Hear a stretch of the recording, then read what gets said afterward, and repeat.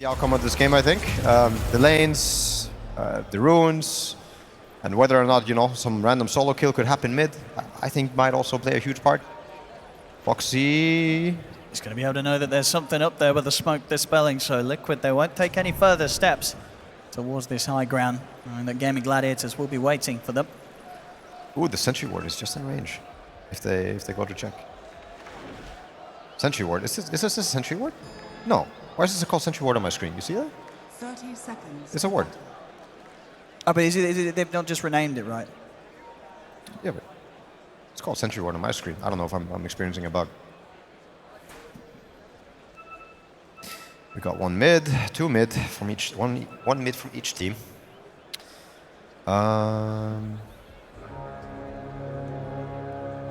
Let's see around these bounties.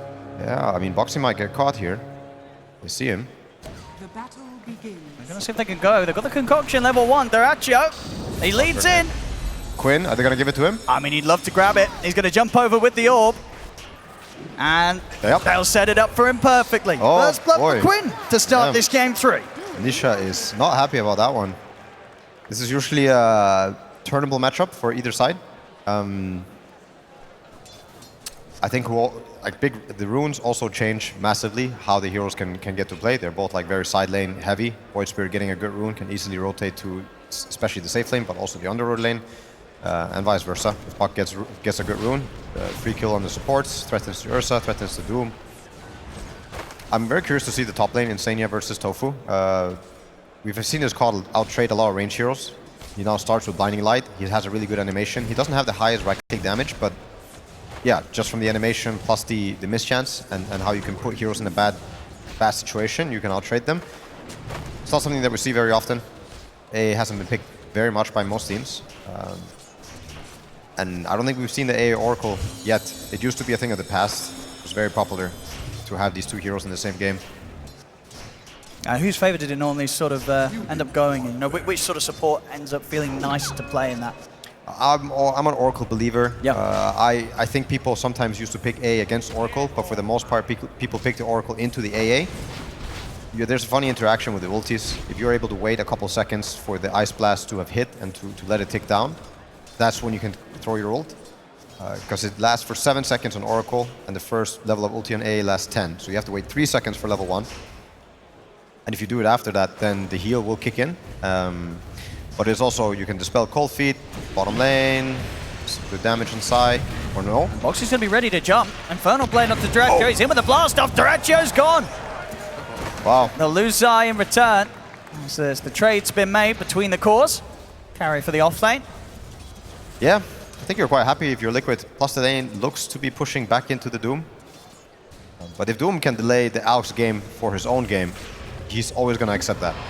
Delaying Alk is more important than anything. Yeah, the lane gets back. Very good for Liquid. Top lane, Ace, he is going for the boots first. We see this quite often. We've seen it against the Monkey Kings. And I think it's the same concept versus the Ursa. Like if you rush the Vanguard, you're just playing into the Jingu, or in this case, you're playing into the Overpower, Furious Wipes.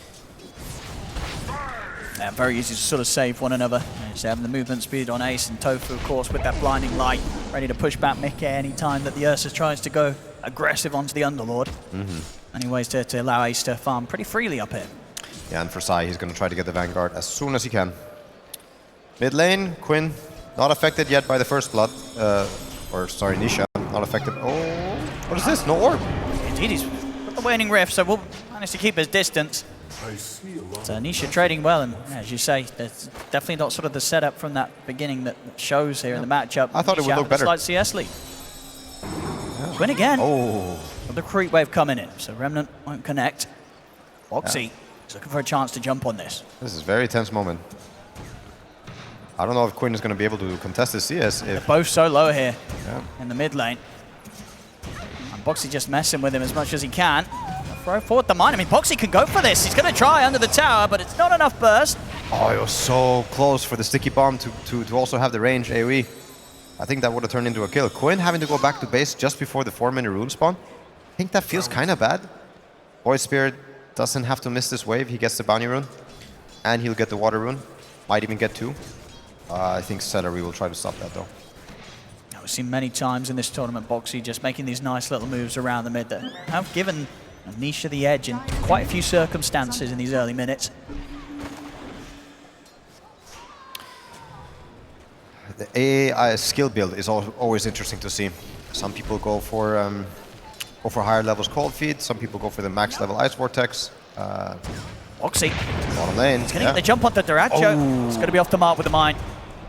He gets that in. He may have Yeah, I think very well got the kill. Boxy almost always hits the sticky bombs, but a rare miss. Still, Duracho is going to have to take the walk back to base. A bit of time that he's forced out. As you can see in the CS so far, he's the lowest out of the cores. Definitely having the slightly rougher time. The pressure the Liquid's managed to put onto it. Yeah. Quinn is also surpassed by the Void Spirit, even though he got the first blood. It's I think Nisha somehow managed to reel it back. Some people really love this matchup, but Puck was the ultimate last pick.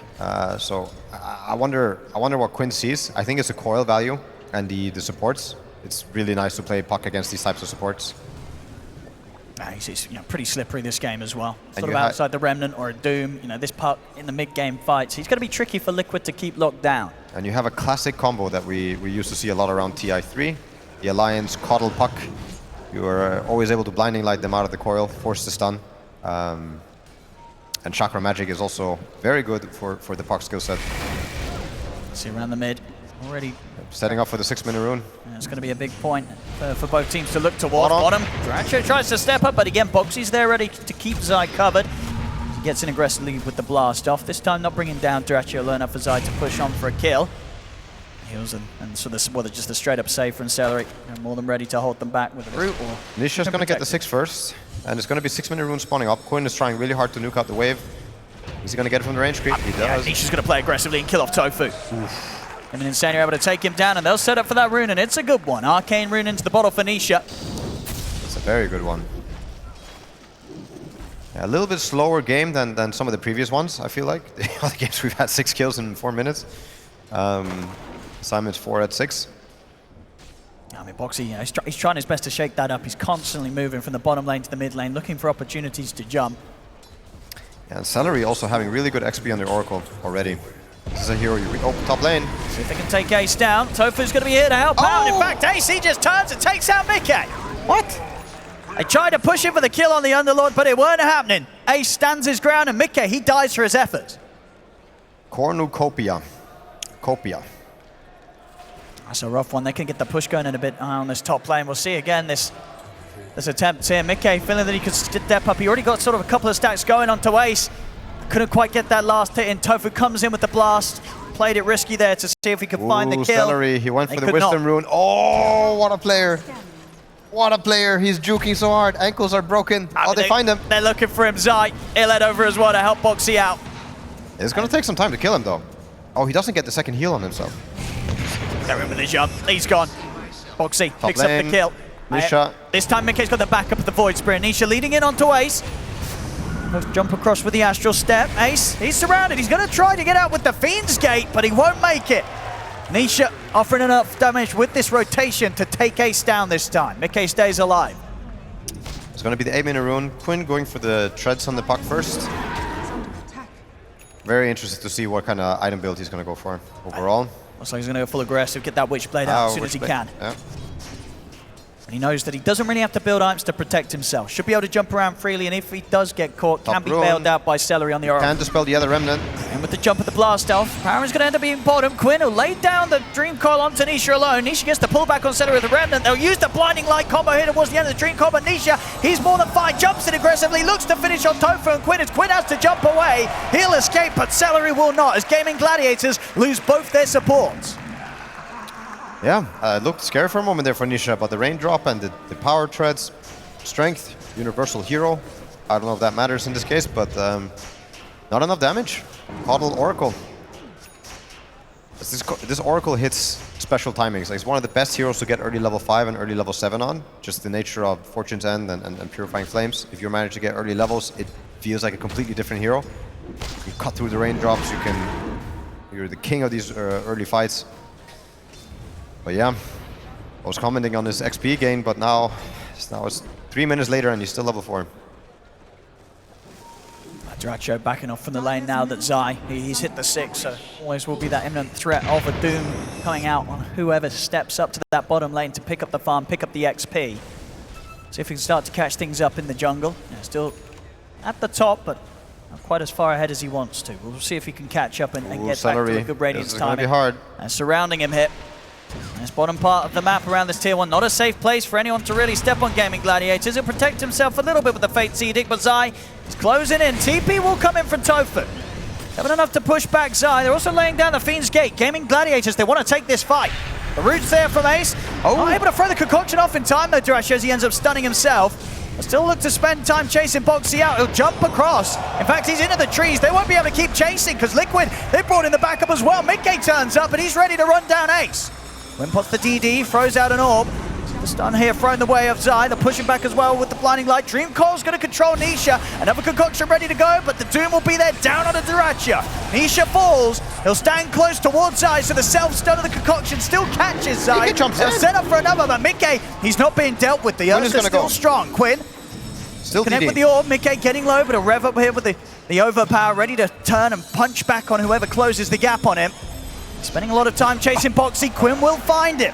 Bit of a cleanup being done here by the puck. Oh, such a good fight for the puck.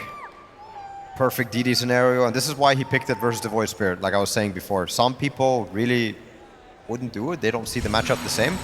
Obviously, Coil threatens Spirit heroes, and this is why. This is what you see. You click Coil on him, and he can't use it to simulate nor Astral Step.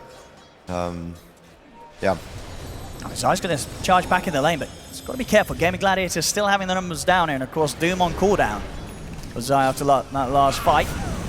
Talking about supports and levels, we almost got Ice Blast. We got it now. Oracle missing half a level for his level 6. Tofu still not level 6 as well.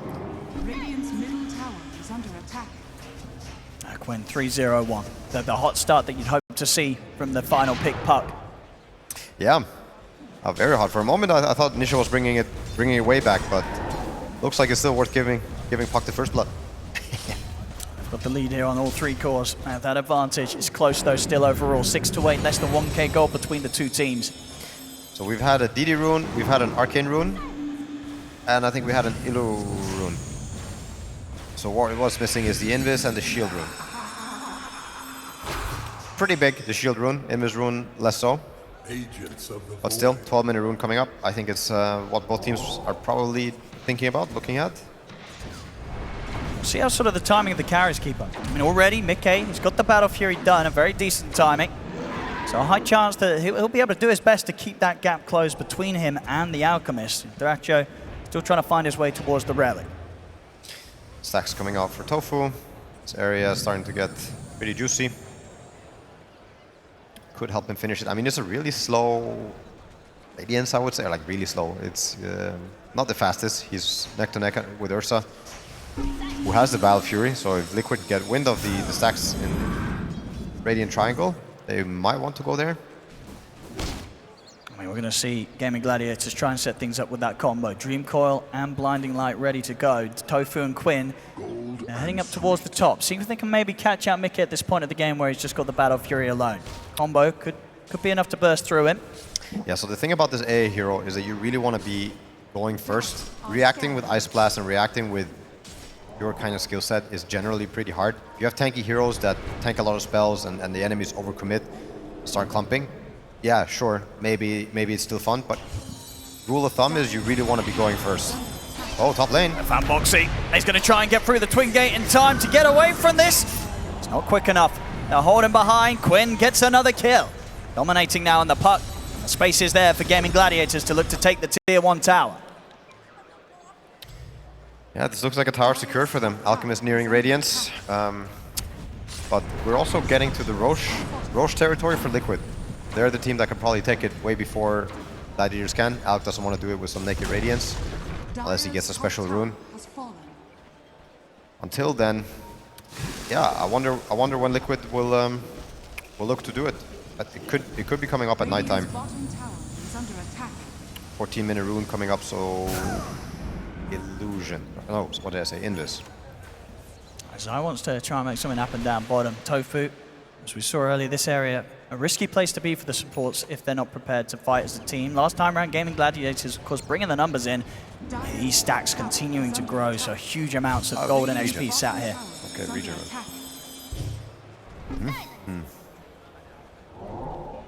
I mean, do you think, is there any sort of chance for Liquid to contest this area that they've got stacked up so heavily, Gaming Gladiators? Or I mean, there was. I think the smoke with the Void Spirit and AA could have opened up this area. You are worried about the position of the Oracle. If Oracle's at the right place at the right time, I wonder if it's a sensible play. I don't think so. I mean, they're already farming it now. Duraccio's going to get so much from this. Yep, that's that's over 1,000 gold. Indeed, the Radiant's timing may not have been the fastest, but with sort of stacks like this, you can expect the next time to come out pretty soon. Bottom lane, they'll get in on the jump onto Tofu. Liquid should now be able to take this tier 1 themselves. Taking them a little bit longer than that of Gaming Gladiators with that top push around Ace's Underlord. But they'll still get it done. Doesn't look like Gaming Gladiators want to bring any heroes down here. They're happy just finding the farm elsewhere on the map. Yep, out getting to his timing is much quicker this way. I do think an early BKB could help you. I think what you're probably trying to get ready for is this Roche fight that Liquid might force. BKB out could definitely be a game changer. It will help the Oracle save the ulti for the 3 seconds that he has to. Give vision for his team. Maybe if you get the right stun, you can even just fully commit, kill an Ursa, kill a Doom. He's really getting a lot of space to start to boost that lead at Duracia. But of course, yeah, Mickey's farm still absolutely solid. He's going to have the Blink Dagger done in a couple of 100 gold on top of the Battle Fury, so still flying out with the items on Ursa. Yeah, this Blink Dagger Ursa together with the Void Spirit is really going to help both the Doom and the AA take the fight. Boxy just always makes some kind of magic happen. I think if he gets to start with the Blast Off, it might even be the best start to open up for his course. We're going to try and set up things with the Dream Coil here around mid. They're coming in with the Ice Blast follow-up as well. Won't be able to burst him. He's away, so a couple of missed ults there. Mika. Insania. He's going to turn it to Duracio, but Duracio, he'll turn and take him. Another bit of a freebie there for Duracio caught in the jungle. We'll see in the mid, Quinn keeping his distance. They're trying to push him off the tower, but Gaming Gladiators likely to keep this push going around the siege creep, as they'll take another tier 1. Yeah, I mean that's what you see. They go on the Void Spirit, and A doesn't really have any other way than to just kind of throw out the ulti and hope that his team will turn. I think Liquid really want to either do a smoke themselves or force a fight on their terms, where they're going to be able to get the vision and either get the Techies or Doom to start, or Void Spirit for that matter. It is nighttime, so Roche is in the top area. You see Boxy starting to mine it up a little bit. It's always that difficult part of the map to enter into when you're playing against the Techies. Yeah, if you're Liquid, I think you want to do it in the next 3 minutes. So the next Roche also spawns on your side. And for Gaming Gladiators, they'll certainly want to have something to say about it. They'll have a solid shot at doing so with the BKB done on Duracio. I think that would be super important. Quinn going for Travels next. I think it's very nice. If you manage to get a shard later on the call, you have this Puck Travels, and the way you can kind of split the map and play the map. The only real catch they will have for the Puck is the Doom or the Void Spirit. Void Spirit can be a lot less reliable. Yeah, Phase Shift Blink should get out. I'll see how soon they want to try and go for that Liquid team fight. The Game Gladiators will bring, it'll certainly be there. Fiend's Gate's back off cooldown, and these items from Ace coming into play. Pipe of Insight done.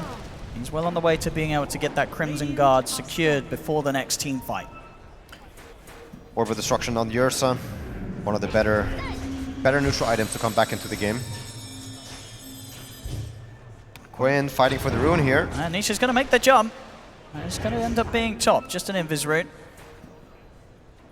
Still, yeah, 18 minutes in, both teams being very, very conscious of those power runes. Super important for both of these mid heroes to try and utilize. I think Gaming Gladiators is pretty happy with what's going on. Sure. This Puck getting a little bigger and bigger, and out getting to his Blink Dagger. I don't think you're ecstatic about the game. I think Liquid's also quite fine with what's happening. You're going to scale really well. Doom is no hero to mess with late game. Even though you have an Oracle and even though you think you can survive with the Alp, you might just not be able to fight back. We see, look, Gaming Gladiators, right? They're actually going to be the ones that step into Roche first. Yeah. I don't think you let this happen if you're Liquid. It seems like they're kind of doing exactly that. They're not really setting anyone up here. maybe not quite expecting Gaming Gladiators to go for it as early as they have with this timing. Maybe not appreciating how quickly Dratcho was going to be able to get the BKB on after the Radiance and the Blink. And feeling that they wouldn't try and force this. But Gaming Gladiators, they're into the pit. And yeah, Liquid, they're not aware of this at all. I wonder if they're not aware, if they're just giving it up. I think a lot of these Roshans do happen with other teams not being aware ever since the map got bigger. Because, you know, they could be out setting up for Tormentors, getting the Wisdom Runes and whatnot. I mean, there's 19 minutes, not much is going on, but yeah. They get it. Quinn, he's ready to force the fight now with the Blink, Witchblade, now the coverage of the Aegis. Yeah. He's just going to feel pretty much invincible jumping in on these team fights. It's such a good Aegis game. You have Aegis versus the Ice Blast, the Doom. Could have chosen to put it on the Alp, but I do like it more on the Puck. You get to go in and open the fight for your team. And if they come in on you, if they try to, kill you once, they should pay for it. So, big timing for Gaming. And they want to try and force a fight here, Quinn. He's going to get the setup and attempted TP, put to a stop by Ace as he swings across the map with the Fiend's Gate. And has the catch to put a stop to Insania's escape. I have a feeling Bounty Hunter wouldn't be here with the stun in range if, if Ace was playing a different hero. The Underlord's certainly feeling good. Feeling very good. And getting all the items at all the right times. Nisha trying to get a free tick on the Aegis. That was incredible damage. That was one Astral Step on Quinn. That almost killed him. Yeah, the power of the Deso build that we're seeing come and to sort of popularity. Robo for added damage. I think maybe he wants Orb of Destruction too. I don't know if they have any more tokens. He can use all of them. Let's see where we want to head for next. I mean, now that the Aegis is there on Gaming Gladiators' side, I think for Liquid, they're probably not going to be too interested in fighting the fight, at least until Mikkei's got his BKB. Very close to having it. Gaming Gladiators on the other side, they really want to force the action. They know that they've got this little bit of a lead, and they want to push that. They want to take these team fights. See what Quinn can catch around the mid. Coil timing around Nisha. They're going to go for him. Open up with the silence. Follow up with the Dream Coil. Now blast him back with a blinding light. It's a clean combo from Gaming Gladiators that leaves no chance for Nisha to escape. I think Quinn is going to keep going. They're going to keep going behind the tower. If he sees any of them, he might jump on the AA here. See, yeah, he's going for this big time. It will be fine. And Insania able to keep himself safe with the Power Fist. They're still going to go aggressive under the tier 3. Dratcho jumping in. Relax. But not going to be able to find any kills. They'll turn their attention towards the tier 2. Fortification will be there from Liquid. And Mikkei does now have the BKB complete. So maybe more of a chance that we'll see this Ursa turn up to the action. Still could be hesitant though into this Aegis with the Puck. They know the Gaming Gladiators are strong. They're going to try. They smoke up. 10 seconds until Nisha's back in the game though. So for Mika, I mean, we've seen it earlier on in the tournament. This Oracle hero can really mess with Ursa. Oh, they're gonna go. They're in with the jump. They'll drop down the Doom straight away on Ace. The false promise comes out from Celery. Ice Blast connects as well. GG trying to do their best to protect Ace and get him out of this. Nisha jumps in, gets the catch on the Tofu with the Ronin, but Tofu's able to put the mech, still goes down. They've lost the coil, and they will lose Ace as well. Dratcho, two-man concoction. Catch on to Nisha. Nisha, he gets burst. They're able to combo him down. Quinn jumps back in. They turn towards side. Dratcho attempting to hold his ground, but the swipes are stacking up here from Mikkei. Dratcho will back off. He'll look to reset. Mikkei's all coming to an end soon. The Who's Stop from Zai catches Quinn. And Funnel Blade as well. They're taking Quinn down the once. So they can push for more. The second life for Quinn coming into play here with the Aegis. Quinn jumps in with a Waning Rift silence over towards Mikkei's pushing on, chasing out the Ursa. Jump forward, the concoction from Dratcho. They'll get him. They take down Mikkei. Oh! Insania's going to go for the TP out. They don't have the detection. As Insania escapes. I mean, Liquid able to give quite a punch there to Gaming Gladiators around the Aegis that the Gaming Gladiators had. But all in all, they take kills back in return off that second life of Quinn. Dratcho went pretty deep for this one, but he's got the protection of Celery. Oh, he missed a hoof stomp. That could have, the Ice Blast. I think he would have died. Well, if that would have hit, he might have been in a bit of trouble. But as it is, Celery's the only one to get caught.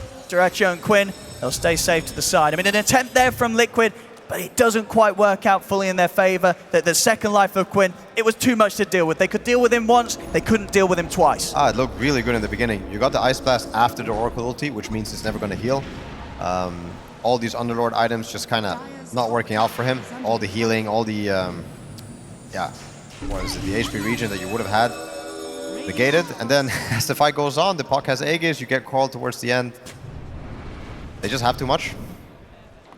And they're going to look to go again. Boxy stepping out. Link is almost finished as well on the Puck. That's such a big item. Quinn. Yeah, amping up the damage first of all, with the full Kaya done. It's a huge amount of spell out. Bottom lane, Dratcho. He's setting things up onto Zai. Backup's coming in with the Fiend's Gate. Zai in a whole world of pain. As he's out, and with the creeps pushing in, they can go for another tier 1 tower. Even maybe push for more. As Gaming Gladiators now starting to build the advantage. This Oracle hero, I think is going to become the new meta. New meta in the finals. There's a high chance, right? We know both teams, they love to play at Liquid as well. Very capable with this hero. It looks so strong, this Fate's Edict. On a hero like Alchemist, you can just put it on him, 100% magic resistance, and you can still hit. Almost level 2, False Promise. Yeah, I'm not sure. If you're Team Liquid, you have to get on the back line. You're gonna need to smoke, find an angle. I think Knight will be in your favor. I mean, it always is when you're trying to get towards the back line. So if they're gonna smoke, I hope it's gonna be in the next 30 seconds. Sai almost got BKB. Anisha, he really needs his as well. I mean, but he's pretty much sort of the prime candidate to make those jumps, try and isolate the Oracle at the backlines. But as we're seeing, you know, Quinn's been very good with the way that he has the silence ready to protect those that are getting jumped by this Void Spirit. BKB, of course, once it's done on Nisha, will solve that issue. Yeah. Any interesting items coming out? Boxer going for the Solar Crest. Full halberd now done on Ace, so even further ways to sort of render a lot of this time that Mickey's going to try and commit in the fight. It's pretty useless if he can get in with that disarm onto the Ursa. Yeah, this halberd. He's gearing up to be pretty unkillable, Ace. It's getting to those points, you know, he's keeping up in farm. Of course. Giotto. Is he going to find him in time? That's close. Nisha out in the, with the TP in the trees. Just in a point where he's still short of the gold for BKB. About 200 gold. Oh, he's taking the portal. He's taking the portal. He's going bottom. He's on his own. Zai's going to catch wind of it. I think Dota2, he didn't come down here for a fight. Oh, maybe he did come down here for a fight. He's going to get doomed, but the concoction was out in time, and he's in on top of Zai. Zai getting beat down upon. He's got no chance. The Ice Blast will get thrown the way of Dota2, but there's no follow. They can't capitalize on this. And now Insania, he's in trouble as well. Quinn catches him with the coil. More than happy to just walk into the fight there. Duracho knows he's strong. He just heads down there through the twin gate, starts the fight off. Liquid, they're struggling. They're falling behind. Nisha starting to get played around with by Quinn. He has got the BKB at completion. So will manage to have that sort of safety if they do ever follow up on these sort of jumps. Mickey, he's going to get in. He's going to try and go aggressive onto Ace, but with that Albert done on Ace, this is a pretty impossible kill to try for. Mickey having to use the ult on an attempt to escape. What a hero! This Fiend's Gate from Ace is so much. It's so much to worry about. Like you think you get a guy alone, but the next second there are 5 there anyway. Playing around twin gates, playing around the map, it just feels really bad. If you're Liquid, you cannot dodge fights against this. So hard for them to go on any of these heroes. Quinn now with the Lincoln Sphere complete. And very unlikely that we see him go down this game unless he gets massively caught out on his own. But so far the gameplay from Quinn, it's been perfect. No deaths on this puck. Seemingly the perfect pick, the perfect way to end gaming Gladiators draft this game. The Quinn has been really showing why they pick puck this game. The core has always led into something. The Chakra Magic, the Witchblade, I think it's all been working out really well. So yeah, watch and learn. Nisha. Be careful with moves like that. Duracho's going to get in with the concoction. So it's going to force Liquid to come in with the backup. Zai, thinking about going on Duracho, but the 4 stars there. Gets him out of the combo. Only Ace going to be clipped by the Ice Blast. Tofu more than ready to save those that do get jumped, do get focused by Zai's initiation. It's never going to work. It's never going to work if you jump to frontline, Underlord, or Alchemist and you don't see the rest. It's wishful thinking. I think the best approach would be, if you're going to jump on the Alch or jump on the Underlord, is do it without committing your important spells. And as soon as the Oracle shows to cast the Fate's Edict, you have to find him, get on him. And yeah, if you find the Coddle as well, you can start killing the backline, and then later, that's when you turn back to the course. If not this, I'm not really sure. Even if you find a core alone on the map somewhere, you have to keep in mind the Fiend's Gate. If they're together, they're 5. I did look like they were trying to make a play up towards Ace potentially. Yeah, this is the one you want to go on. But if he doesn't get the Fiend's Gate out I mean, backup's already coming in. Gaming Gladiators, they anticipate this sort of move from Liquid. So whilst they see Ace, they're going to try for him. Remnant into the Ice Blast. They're bringing him low. They've done it. They've taken out Ace. The coil will hold back the rest of them. Ace is going to buy back a Fiend's Gate in. Jump forward to Ratchet. He's able to get a 3-man concoction off. He's in onto Zai. Takes him out. Now turns towards Mickey. Mickey pops the ult on the BKB. Attempts to stand his ground, but surely this Alchemist did too much. He's stacking up the Fury Swipes, but it isn't enough to beat down Duracho. Duracho will live. Zai and Mickey taken out. Wow. This Alchemist hero looks so much better when you get these 3-man concoctions. Oh, that's so strong. And now straight into Roche. They know with the 2 main cores sort of down on Liquid, you know, at least what Nisha, he's not going to be looking to fight alone without Zai and Mickey. It's another opportunity for Gaming Gladiators to walk in and take the Roche shot. Nice try.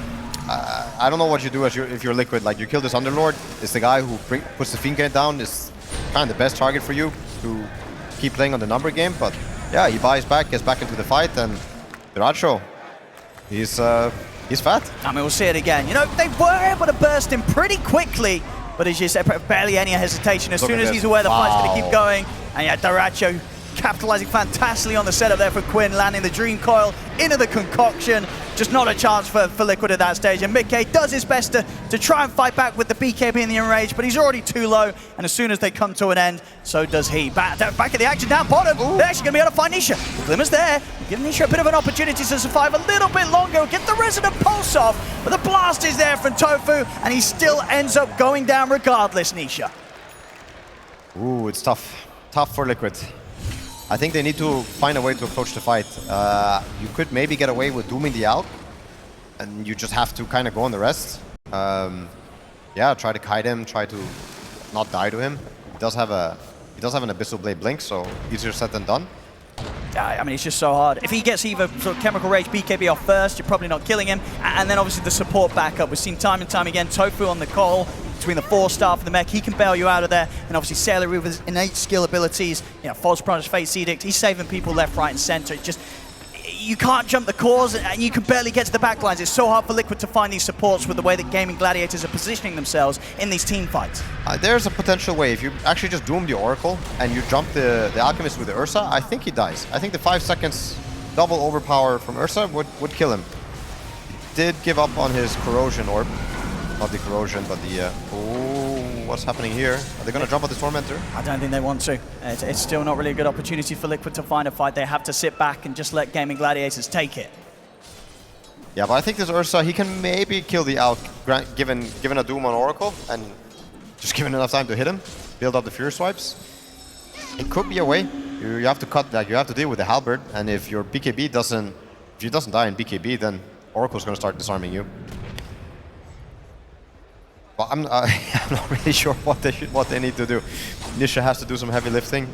Doom has to do his part, and somehow they have to get Ursa to hit. I don't even consider AA spells relevant anymore. I think with Oracle having this much of a lead, like, and his team, it's so easy for him to choose when and where to cast your spells. It does feel like this AA didn't really work out.